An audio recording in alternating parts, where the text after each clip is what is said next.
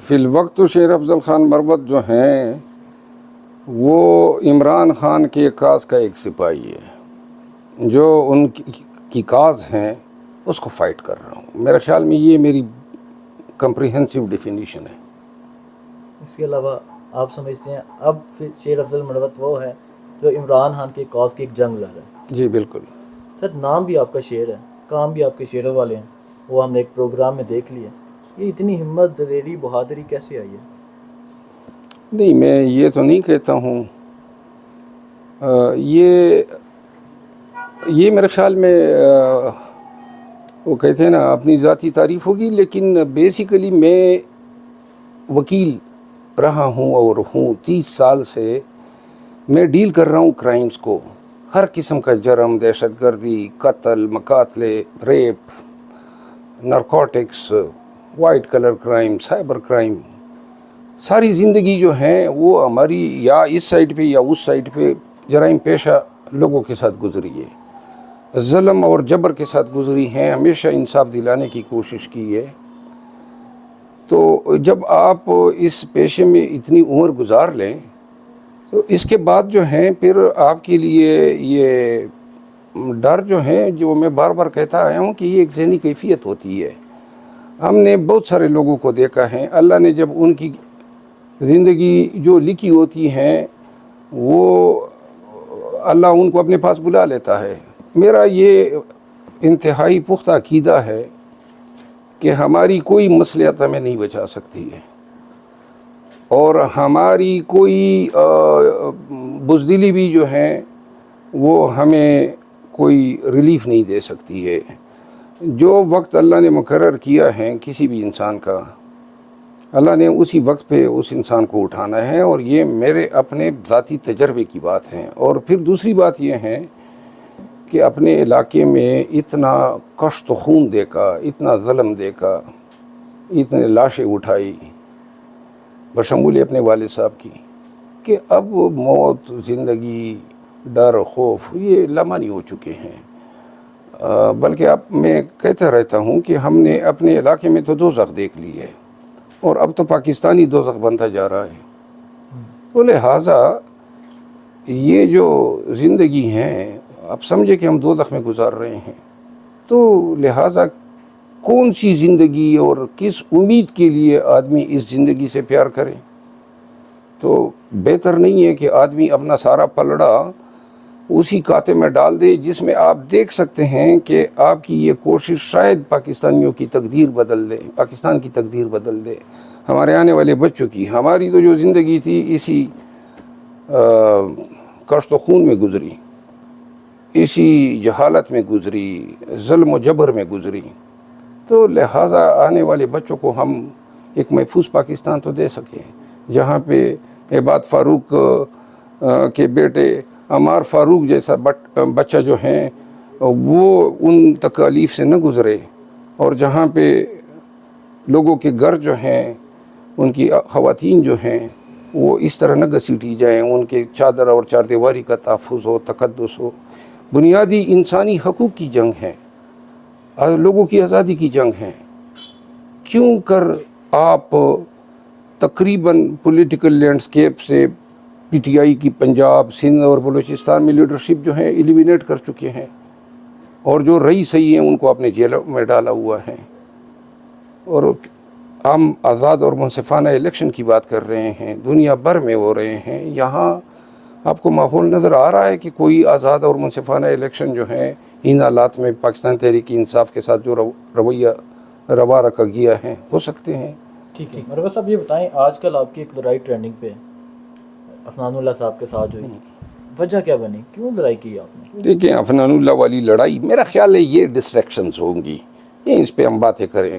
ہمارا ایک بہت بڑا کاز ہے جس کاز پہ ہم لگے ہوئے ہیں، اور جو جس کے لیے سوشل میڈیا پہ آپ کو ڈاکٹر شیر افضل مروت کہا جا رہا ہے، کیا اب آپ ڈاکٹر بھی بن گئے؟ بس سوشل میڈیا ہے، کوئی ڈاکٹر بنا رہے ہیں اور کوئی بکری بنا رہے ہیں، تو لہٰذا جنہوں نے بکری بنایا ہے ان کے خلاف تو ہم نے نوٹسز جاری کر دیے ہیں، اور جنہوں نے ڈاکٹر بنایا انہوں نے بھی غلط بنایا ہے۔ میں وکیل ہوں، بات یہ ہے سمپل سی ہے، ایک آدمی نے ناگوار اور گالیوں کے برابر باتیں کی میرے لیڈر کے لیے. میرے سائٹ پہ بیٹھا ہوا تھا. تو لہٰذا اب آپ لوگ مجھ سے یہ سوال کرتے ہیں کہ جی آپ نے تحمل کا ہاتھ جو ہے وہ کیوں چھوڑا. وہ بات یہ ہے تحمل جو ہے آپ لوگوں کو اور چیزوں میں بھی نظر آنا چاہیے نا. حال اب آپ نے ہمارا کیا کیا ہوا ہے. بالکل ہم تو ذہنی طور پہ اور جذباتی طور پہ اس اپنی پارٹی کے ساتھ ہوتے ہوئے ظلم کو دیکھ کے سمجھ ہی نہیں آ رہی ہے کہ یہ کیوں یہ ہمیں پی ٹی آئی والوں کو اس طرح سمجھ رہے ہیں جیسے پی ٹی آئی والوں کا کوئی خدا ہی نہیں ہے. اوپر سے آپ ادھر بیٹھ کے مفتی اعظم بن کے عمران خان کو کافر یا یہودی گئے. ان کو سوچنا چاہیے. آج کل کے حالات میں ہمارے جذبات سے کھیلنا بہت ہی جس طرح بیڑوں کے چتے کو جو ہے نا چڑھنے کے مترادف ہے. ٹھیک ہے. اچھا مروہ صاحب یہ بتا دیں بطور عمران خان وکیل کن مشکلات کا سامنا ابھی تک آپ کو کرنا پڑا؟ اتنے مشکلات کبھی 30 سالوں میں نہیں دیکھے جو ان خان صاحب کے کیسز میں دیکھے ہیں. ایک تکلیف ہو تو میں بتاؤں اور اگر میں بتانا شروع کروں گا تو لوگ کہیں گے اپنا احسان جتا رہا ہے. لیکن صرف مختصراً میں یہ ضرور کہوں گا کہ یہ جو حالات میں نے دیکھیں خان اور خان کی لیڈرشپ دونوں کا ذکر ہونا چاہیے. آدمی کا کلیجہ پھٹتا ہے جب ہم اپنے اغوا شدگان لیڈرز کے فیملیز ان کے بچوں کو دیکھتے ہیں. پھر ان کے بھائیوں کے ساتھ جو رویے رکھے جاتے ہیں. یہ بات فاروق کے گھر میں گیا. وہ چھوٹا پیارا سا بچہ. تو لہٰذا وہ جو تکلیف ہم پہ وہ گزرتی ہے جو وکٹمز ہیں جو فیملیز ہیں.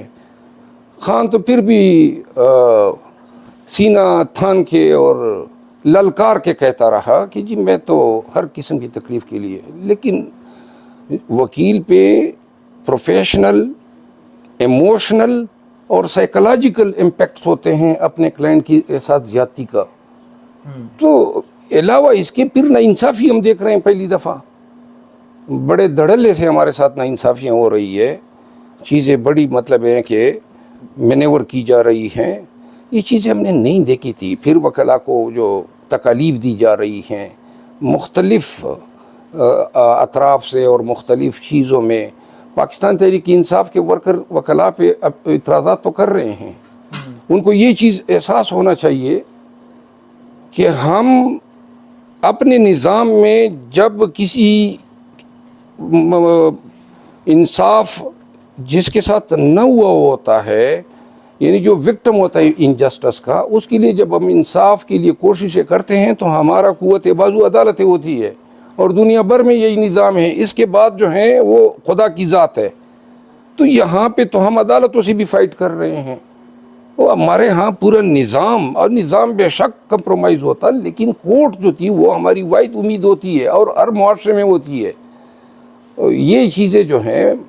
اچھا مروہ صاحب مجھے یہ بتا دیں انسان کے لیے سب سے مشکل ہوتا ہے اپنی اولاد کو خود سے دور کرنا. سننے میں آیا آپ نے ان کیسز کو دیکھنے کے لیے اپنے بچوں کو باہر بھیج دیا. حقیقت ہے یہ؟ جی میں نے بھیجا ہوا ہے.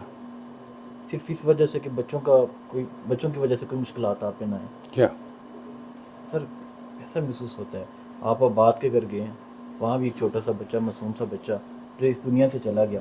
ایک طرف آپ کے بچے بھی ہیں اور آپ میرا چھوٹا بیٹا ہے اور میری بڑی اس کے ساتھ جو ہیں. تو کچھ عرصے کے لیے میں نے ان دونوں بھائیوں کو بلایا دونوں بیٹوں کو. تو وہ میرے ساتھ ہی رات کو سویا کرتا تھا. اب وہ ہر وقت روتا رہتا ہے. خود اس پہ مطلب ہے کہ امپیکٹس ہیں اور وہ میں ظلم سمجھتا ہوں اپنے بیٹے پہ. لیکن بات یہ ہے کہ مجبوری ہے نا. آپ نے بہت ساری چیزوں کو ایوائڈ کرنا ہے. تو خیر ہے اپنے اوپر جبر کر لیتے ہیں اور یہی چیزیں ہیں جو آپ کے فائٹ کا حصہ ہیں.